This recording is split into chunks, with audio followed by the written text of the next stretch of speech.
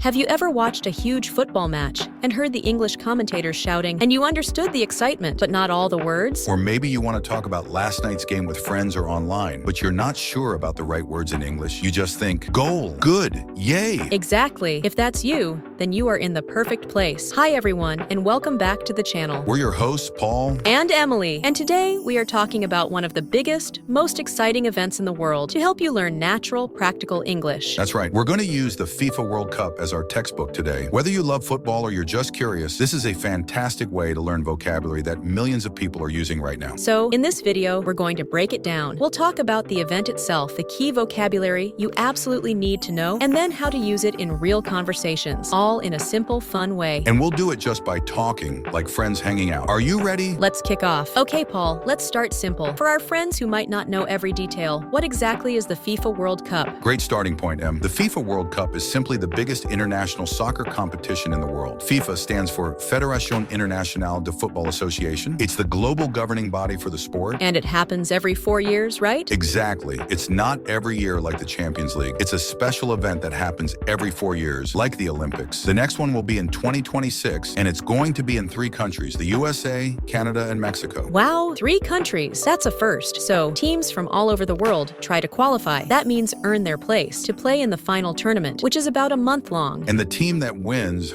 they get the famous trophy, and they are called the world champions. It's the highest honor in football. Before we go deeper, here's a fun fact for you. In most of the world, this sport is called football, but in the United States and Canada, they usually call it soccer. So when you hear FIFA World Cup, they mean the same thing. It's just a different word. That's a good point. So don't be confused. Football, soccer, for this event, it's the same beautiful game. All right, let's get into the language. I think the best place to start is with the people involved. The main person on the field is, of course, the player, or you can say footballer. A person who plays professional football is a footballer. And there are 11 players on the field for each team at the start. One of them has a special job. The goalkeeper, sometimes called the keeper or goalie. He or she is the only player who can use their hands, but only inside a certain area called the penalty box. Right, and the player who leads the team, often the most experienced one. That's the captain. The captain wears an armband and talks to the referee. And the person who tells the team what to do, who picks the players, who creates the strategy. That's the manager, or you can also say head coach. They are on the sideline, watching and giving instructions. And we can't forget the man or woman in charge of the rules. The referee. Fans often have strong opinions about the referee. They are assisted by linesmen. Sorry, now they're called assistant referees. And the VAR. VAR. That's a newer term. What's VAR, Paul? It stands for Video Assistant Referee. It's a team of officials who watch the game on video to help the main referee make correct decisions on big things like goals, penalties, and red cards. So that's the cast of characters. Now let's talk about the stage, the competition itself. Paul, how does it all work? Well, the final tournament, the one you see on TV for a month, starts with a group stage. The qualified teams are put into groups, usually with 4 teams in each group. And in the group stage, every team plays every other team in their group once. For a win, you get 3 points. For a draw, that's when the game ends and both teams have the same score. You get 1 point. For a loss, 0 points. The top 2 teams from each group, the ones with the most points, then advance. They move on to the knockout stage. Knockout stage sounds serious. It is. It's called knockout because if you lose, you are out of the tournament. There are no second chances. The games in this stage have to have a winner. So if the game is a draw, after 90 minutes, they play extra time. And if it's still a draw, they have a penalty shootout. A penalty shootout. That's one of the most dramatic moments in all of sports. The players take turns trying to score from the penalty spot against the goalkeeper. It's all about nerve. High pressure. So the knockout stage goes round of 16, then quarterfinals, then semifinals, and finally the 2 winners of the semifinals play in the final. And the 2 teams that lose in the semifinals, they play 1 more game for 3rd place. Right. So to summarize, group stage, knockout stage, round of 16 quarters, semis, final. The winner gets the trophy. Perfect. Now let's imagine we're watching a game. What are we going to see happen? Let's talk about key actions. The most important one. To score a goal, you can also say to score, to net a goal, or to find the back of the net. The commentator might shout, "He scores!" And to stop a goal, the goalkeeper makes a save. What about when a player tries to take the ball from an opponent? That's a tackle. A good, fair tackle wins the ball. A bad tackle is a foul. And a foul inside the penalty box results in a penalty. A direct free kick from the penalty spot with only the goalkeeper to beat. Huge moment. Players can also get warnings or be sent off. What are the cards for? The referee shows a yellow card for a serious foul or bad behavior. It's a warning. A second yellow card,